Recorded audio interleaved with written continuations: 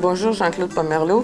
Dans le cadre des vidéos que nous faisons pour essayer de comprendre la situation, nous amenons aujourd'hui une suite à l'histoire que tu as couvert la dernière fois, qui était la négation de la nation. Vigile a entrepris une réflexion sur la situation et le constat est que après 50 ans, on est dans un cul-de-sac et que le parti qui portait le projet est en train de disparaître, carrément. Alors, est-ce que tu pourrais nous parler de ce qu'on a fait à date et puis de ce qu'on fait aujourd'hui? Bon, c'est ça. Bien, le constat, il s'impose, là, hein?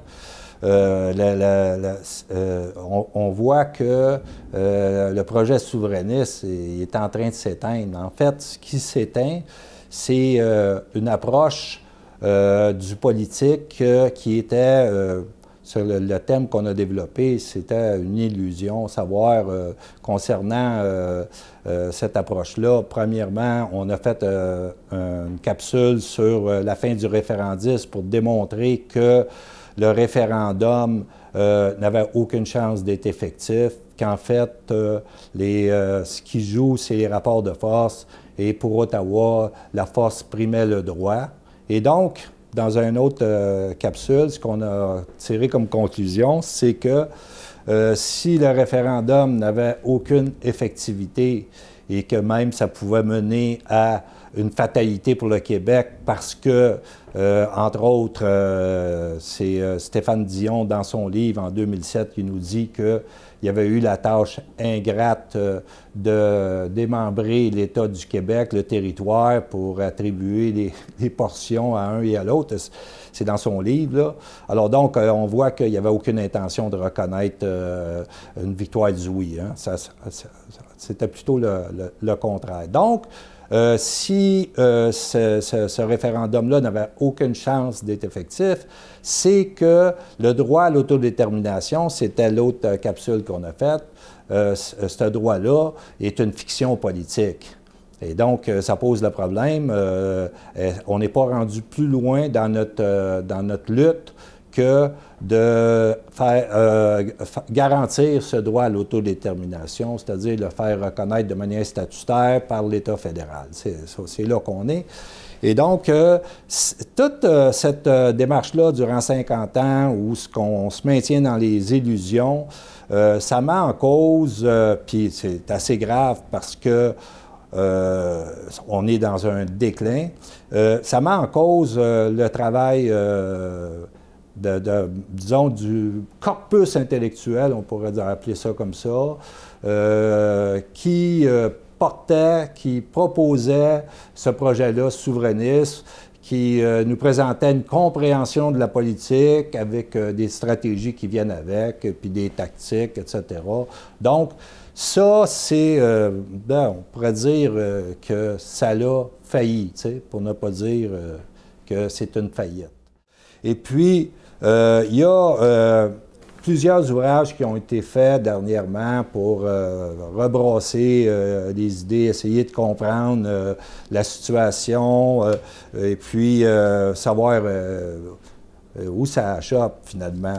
Et puis, il y a un livre qui est intéressant là, parce que c'est celui qui a reçu le prix Richard Arès, qui est une contribution d'un ouvrage politique le plus significatif de l'année. Et puis, c'est La régression tranquille de Rodrigue Tremblay. Et puis, j'étais là hier, j'ai été acheter ce livre-là. J'ai eu l'occasion d'échanger avec. M. Rodrigue Tremblay était ministre sous le gouvernement de René Lévesque, qui a quitté autour du référendum de 80. Et c'est un professeur émérite. C'est un intellectuel de haute stature, et puis il y a des choses à dire. Puis malheureusement, ce livre-là n'a pas été couvert par les médias de grand public, disons. Mais il y a des choses à dire. Ce monsieur-là, on va peut-être avoir la chance d'y revenir. Mais donc, la régression tranquille, et le titre dit tout, hein? On est inscrit dans une régression. Et au point de vue démographique, je rappelle encore Statistique Canada qui nous dit qu'en 2036, on va être au Québec 70% de langue maternelle française. Alors, il y a une urgence, il y a un défi existentiel qui se précise de plus en plus, d'où l'importance de revenir puis comprendre à quel moment, pourquoi on est inscrit dans cette perspective-là du déclin et pourquoi les intellectuels n'arrivent pas à nous placer dans la réalité de la situation puis nous indiquer des stratégies à suivre pour relever ce défi existentiel-là. Il y a, juste en signaler en passant, il y a aussi un autre livre de David Leroux qui est très bon, Anesthésie générale. Tu sais, parce que là, tu es dans la bulle, puis vraiment, tu es endormi, puis tu tiens à dormir. Là, tu sais. Bref, on a, dans les capsules qu'on a faites, on en a fait une sur justement les intellectuels. Et puis, ça s'appelle du conservatisme au libéralisme, au cul-de-sac. Hein? Et là, on parle là de M. Yvan Lamonde, Un coin dans la mémoire. Ce livre-là, pour le résumer simplement, c'est que pour lui, le problème qui s'est posé, c'est que il y a une part de conservatisme qui est dans notre mémoire historique, qu'on n'arrive pas à s'en débarrasser. Et puis, d'où le coin dans la mémoire pour s'en débarrasser. Et puis, cette part-là nous retient dans l'immobilisme et nous empêche de passer le projet du culturel au politique. Grosso modo, c'est ça. Et il reproche à Lionel Groulx d'être, mettons, la figure là, de référence de ce conservatisme-là. Okay. Il y a aussi, qui sont des Jean Lamar, Maurice Séguin, parce que Maurice Séguin, il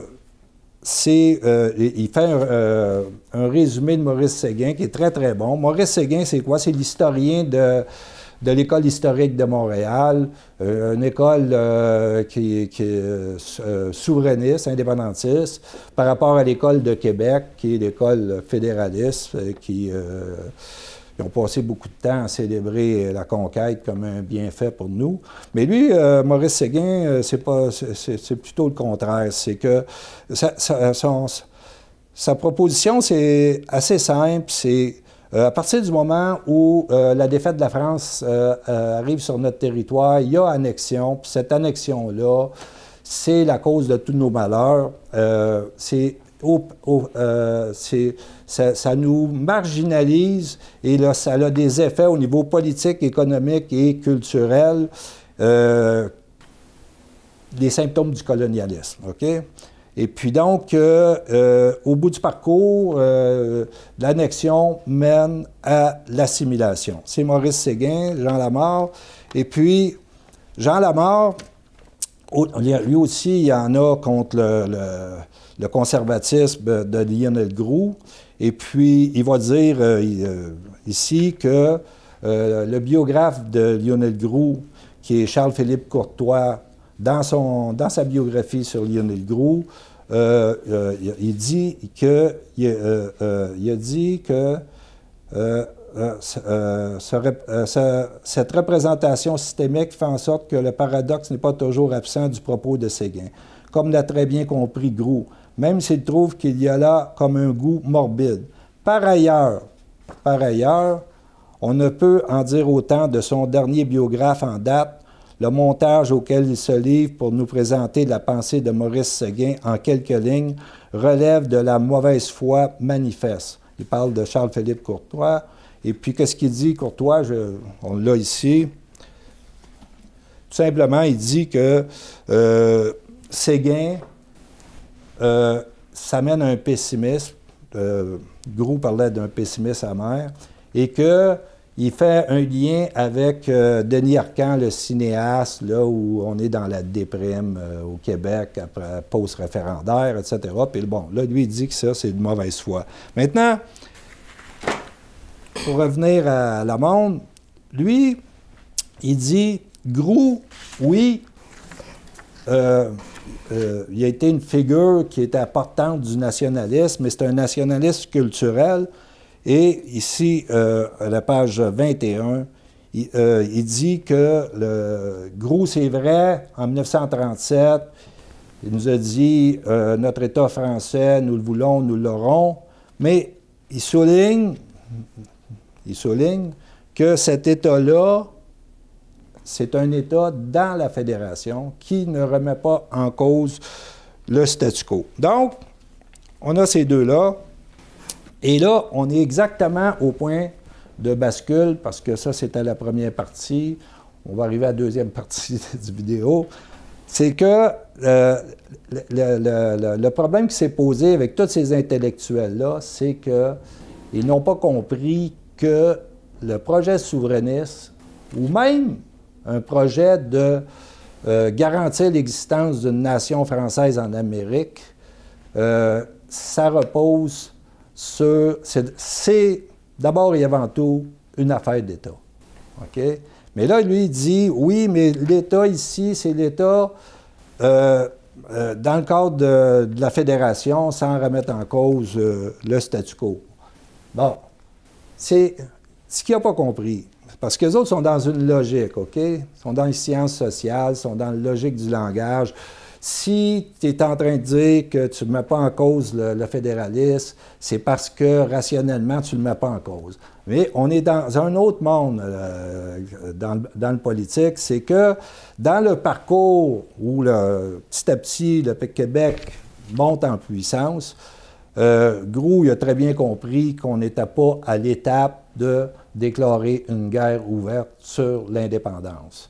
Il va dire à la fin de sa vie, dans une interview à Radio-Canada en 1977, l'indépendance, oui, j'irai jusque-là.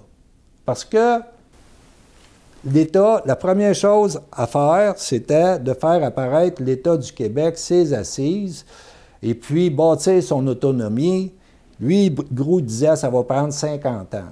Okay? Alors, on va avoir une différence entre des intellectuels qui pensent la politique dans le rationnel, puis d'autres qui la pensent dans la réalité.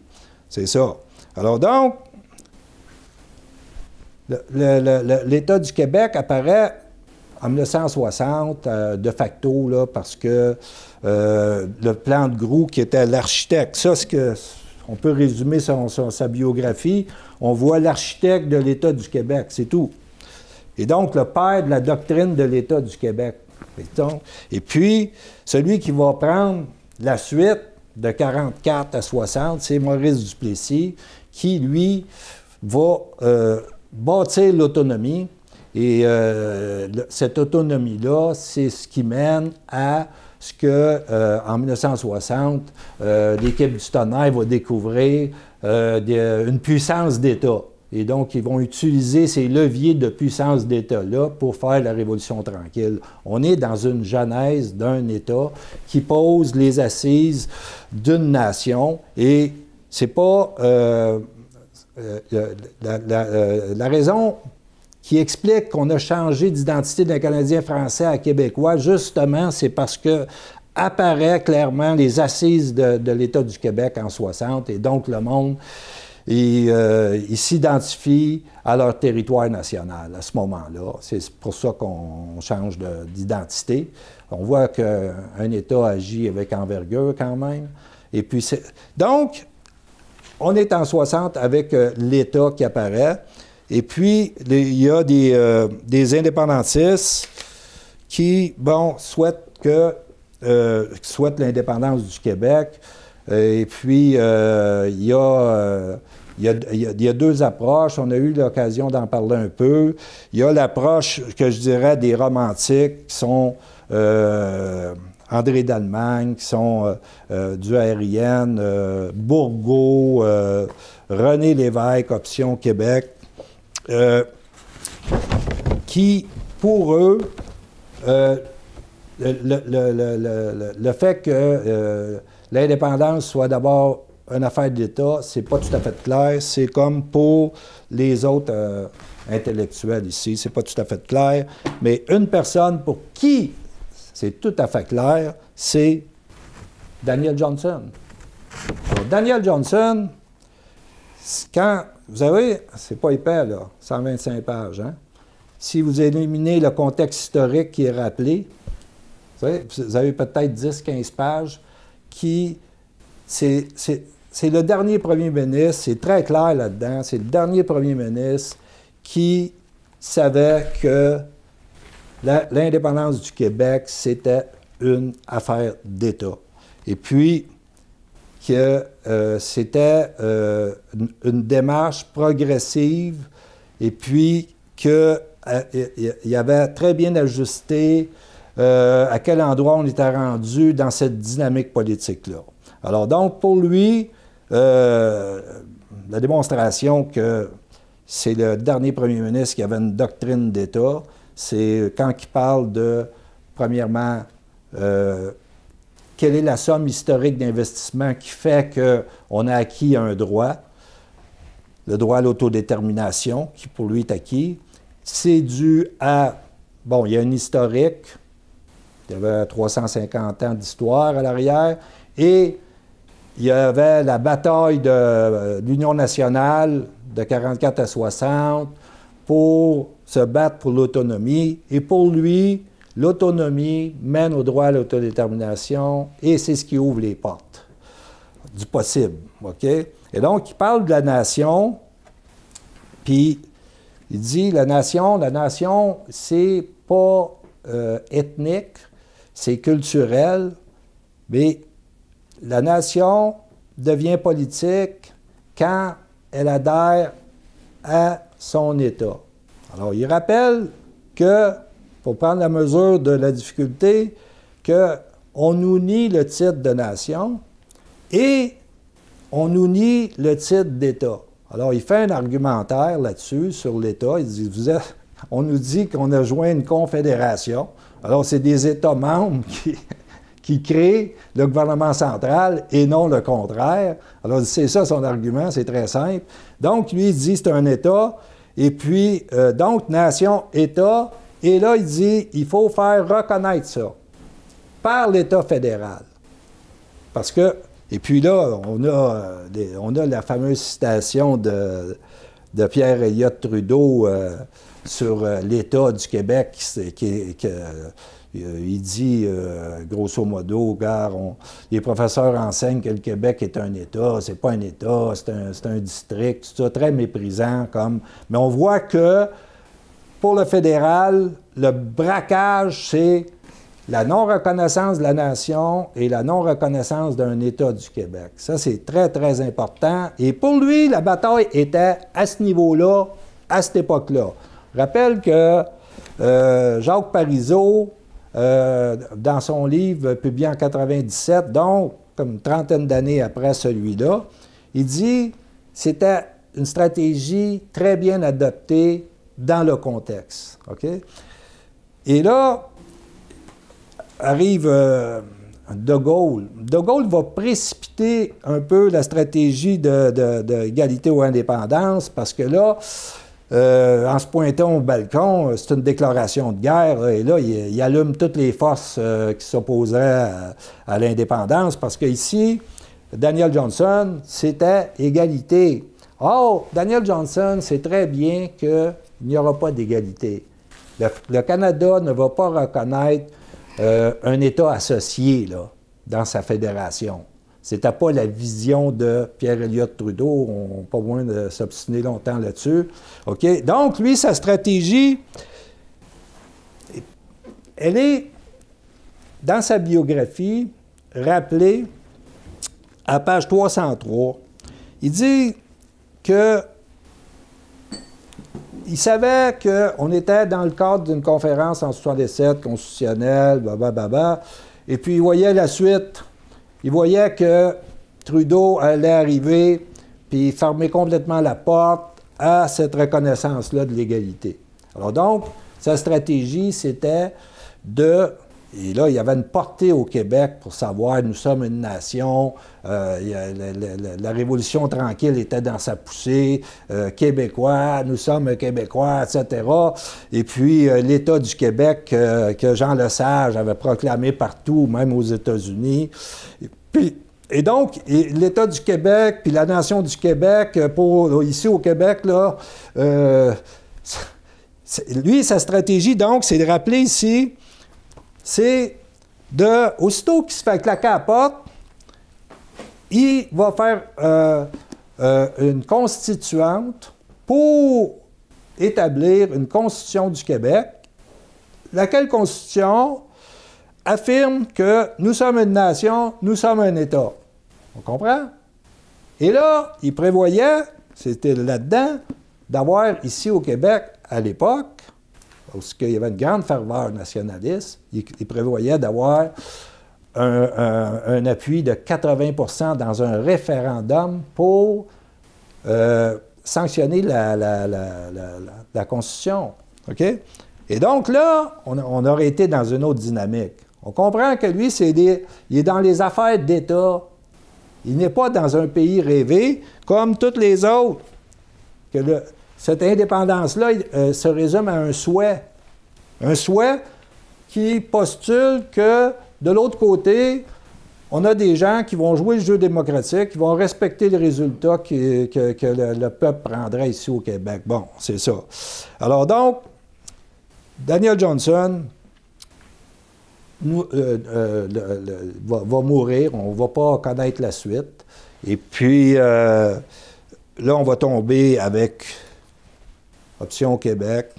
On va tomber un peu avec la aérienne.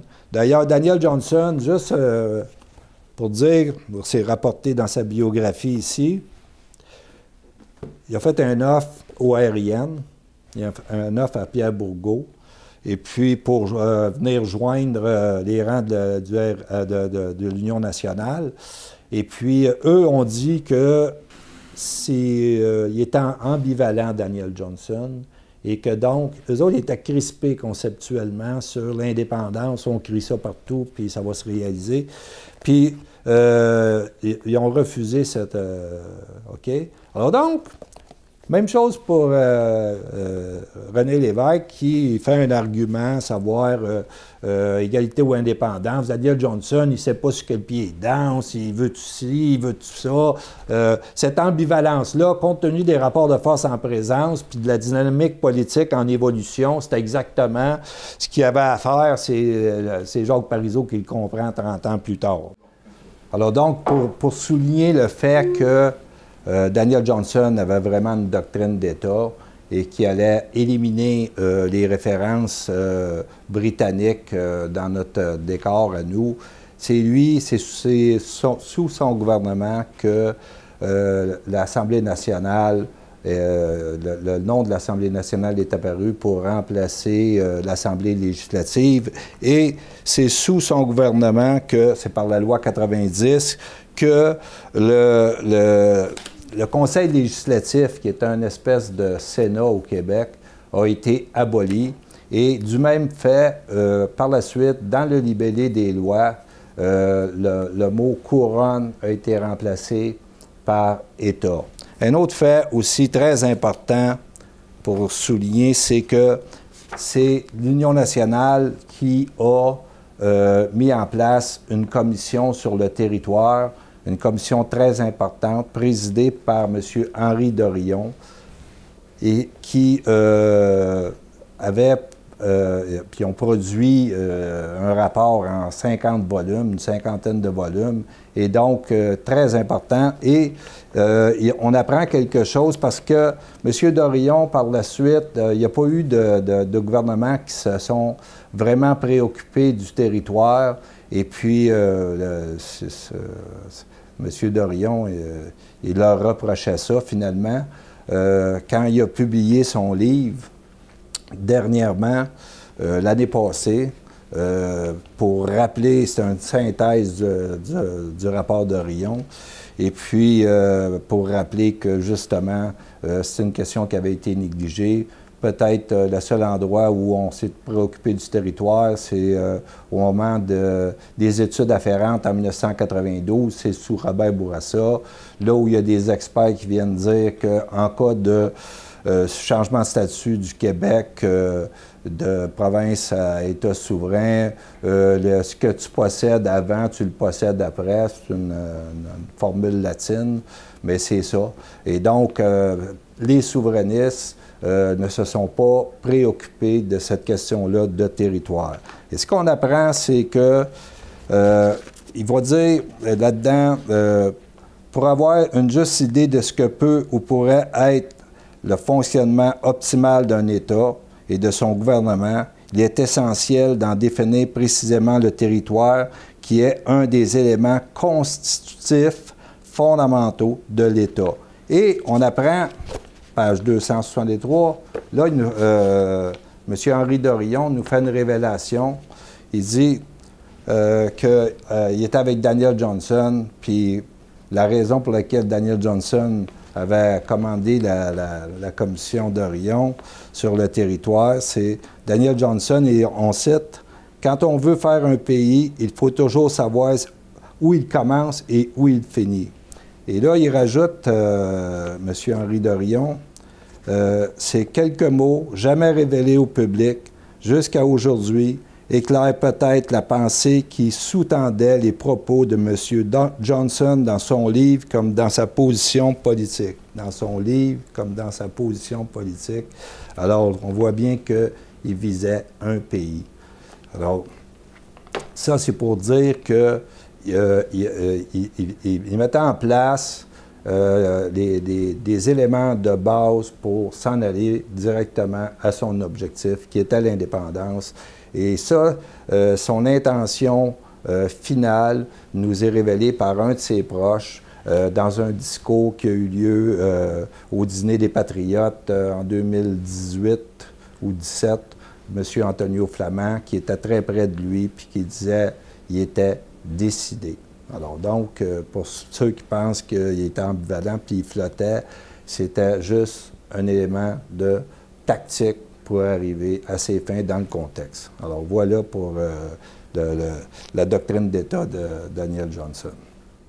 Ma lecture, elle est géopolitique, mais j'aurais été incapable de faire cette lecture-là par moi-même. Je le dois à la rencontre des travaux de M. René-Marcel Sauvé, entre autres, qui a publié ce livre, qui a été formé dans l'armée canadienne, qui est un géographe, et puis qui m'a donné des clés de la géopolitique, savoir les intérêts, les rapports de force, les statuts, les grands principes, etc. Il faut comprendre que sans ces clés-là, j'aurais été dans l'illusion comme les autres. Et ça m'a forcé à revoir et à travailler, à fouiller. Puis à partir de cette grille géopolitique-là, à rentrer un peu plus dans la réalité de la politique, puis de voir que finalement, on s'est entretenu dans une illusion pour un grand moment. Et donc, la géopolitique fait de l'État l'objet premier de son étude. Et comme le projet de souveraineté ou même de garantir l'existence d'une nation pour la suite de l'histoire, c'est une affaire d'État. Donc, la géopolitique est, j'ai découvert ça, est incontournable. Or, ça, c'est parmi les intellectuels qui n'étaient pas dans l'illusion, il y avait celle-là. Et puis, il y a peu de références, il y a peu de gens qui se sont, mettons, intéressés à sa lecture du politique, alors qu'elle est incontournable dans le cas du projet qu'on mène. Okay? Un autre qui m'a fait progresser beaucoup, puis qui m'a fait changer de cadre de lecture, mettons, le cadre stratégique, c'est que c'est Gérald Larose qui a publié un texte qui était marquant en décembre 2007 dans l'Action nationale. Le titre, c'est « Si j'étais chef ». Et puis donc, lui, là-dedans, c'est qu'il a compris que c'est la fin du référendisme et il fallait adopter une autre stratégie. Et son cadre stratégique, c'était de dire on doit adopter une doctrine qui est la gouvernance souverainiste. Il faut comprendre qu'on est dans le cadre des institutions britanniques, puis ce qui fait foi de tout, c'est pas un référendum, mais c'est un mandat de gouvernance quand tu es élu, et puis que tu as le contrôle de l'État. Et donc, c'est un long texte que je vous invite à lire parce que ça va vous aider à comprendre peut-être la démarche de Legault, la CAQ, présentement, le gouvernement de la CAQ. Alors donc, là-dedans, il dit, il faut tasser le référendisme et il faut poser des actes d'État. Et des actes d'État, entre autres, immédiatement doter le Québec d'une constitution, faire du français non pas une langue officielle, mais une langue d'État. C'est le premier qui parle de ça. Et puis donc, on accumule comme ça pour faire bouger les lignes. Alors donc, Gérald Larose, moi, à ce moment-là, ça m'avait impressionné. J'ai dit, là, avec M. Sauvé, puis lui, j'ai un complémentaire. On comprend là qu'on change de cadre stratégique et c'est ce cadre-là que moi, je me suis intéressé à ce cadre-là, à le développer, à le comprendre. Et puis, après ça, joint par des membres de l'équipe de Vigile. Et puis, c'est la doctrine de Vigile, ce cadre stratégique-là.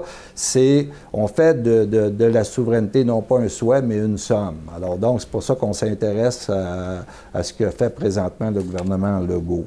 Alors, je tiens à remercier, rendre hommage à ces deux personnes-là, M. Sauvé, M. Larose. Et puis, concernant M. Larose, j'avais réagi à ce texte-là, puis j'avais écrit un texte, puis je l'avais envoyé au devoir comme ça.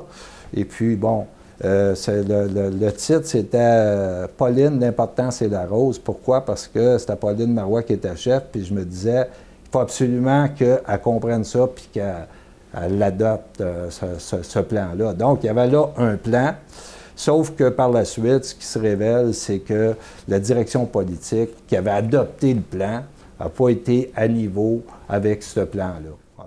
Alors donc, on est là, et puis, on est... L'illusion référendaire dans laquelle on est enfermé, OK, que j'appelle le référendisme, OK, parce que c'est une doctrine politique. Et puis, on en sort difficilement. En tout cas, les intellectuels ne sont pas capables de nous sortir de là pour nous emmener dans la réelle politique, dans le jeu des intérêts des rapports de force des États.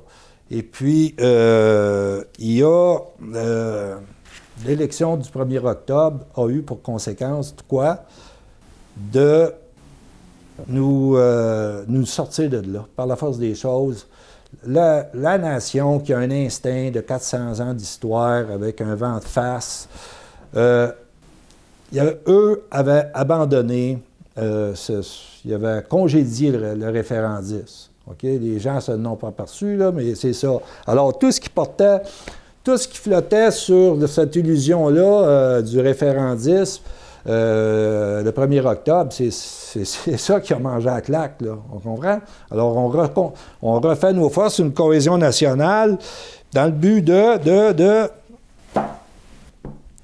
d'arrêter la régression tranquille. Okay? C'est important de voir que le parti qui a pris le pouvoir, la CAQ, a publié en 2015 un programme, puis que dans ce programme-là, sur le volet nationaliste, il y a une référence directe à l'élection de 1966, le slogan de Daniel Johnson, « Le Québec d'abord ».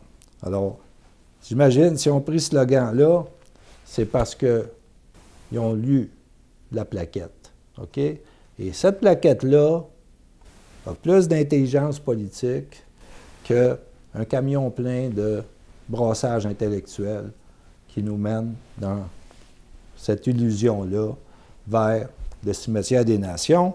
Et donc, puis là, on cherche Legault, est-il souverainiste encore ou fédéraliste? Ni un ni l'autre, bien au contraire, comme dirait.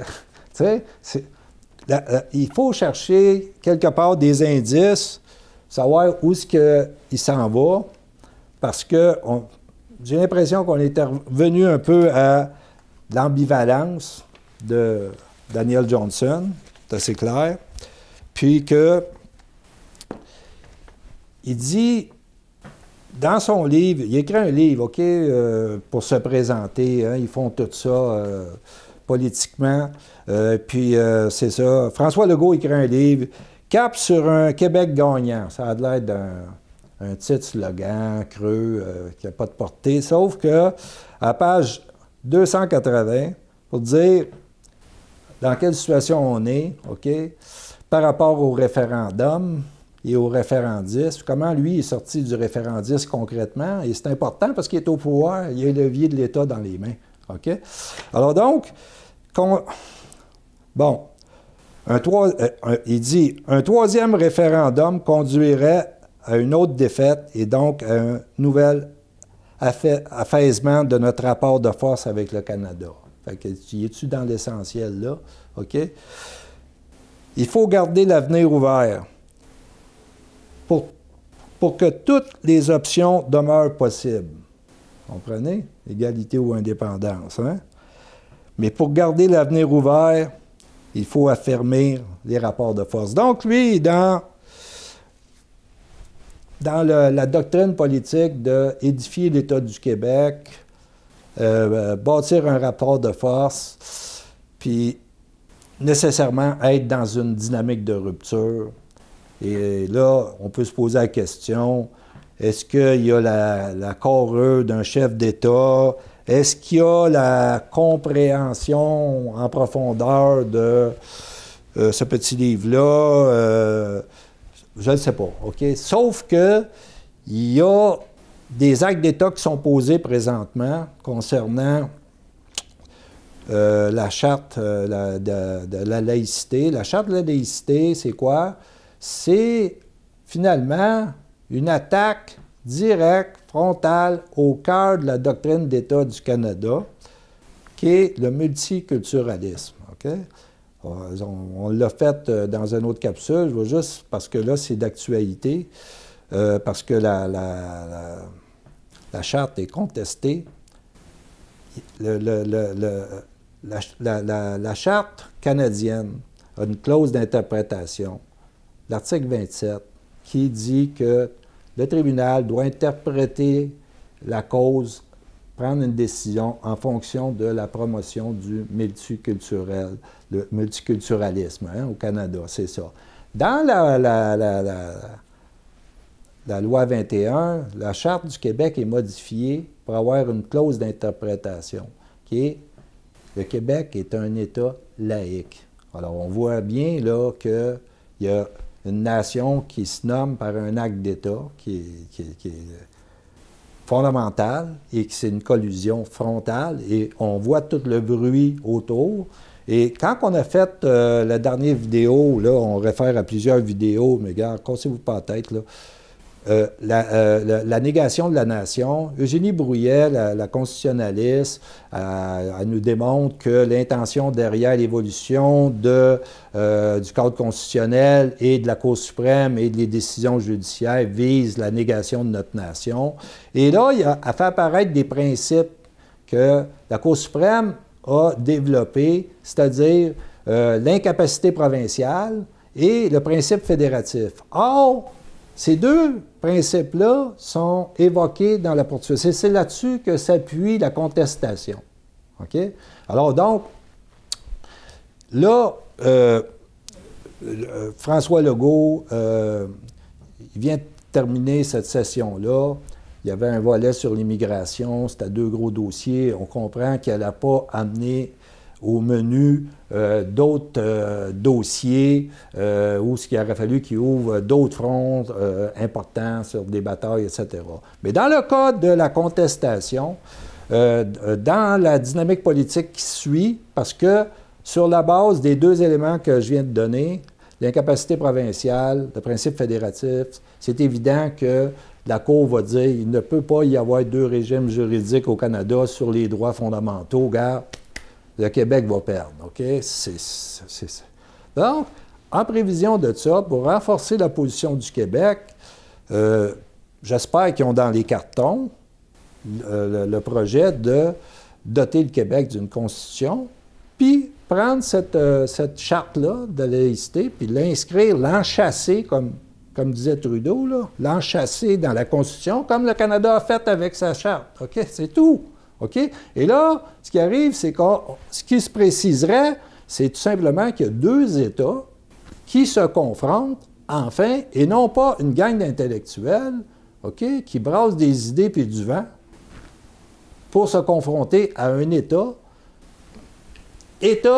qui, pour ce pouvoir-là, la force prime de droit. Alors donc, François Legault, quand il dit qu'il faut bâtir les rapports de force, je l'écoute, je l'entends. Mais là, c'est sûr que, bon, dans le cabinet de la CAQ, là, il y a du monde que c'est pas à niveau. Là.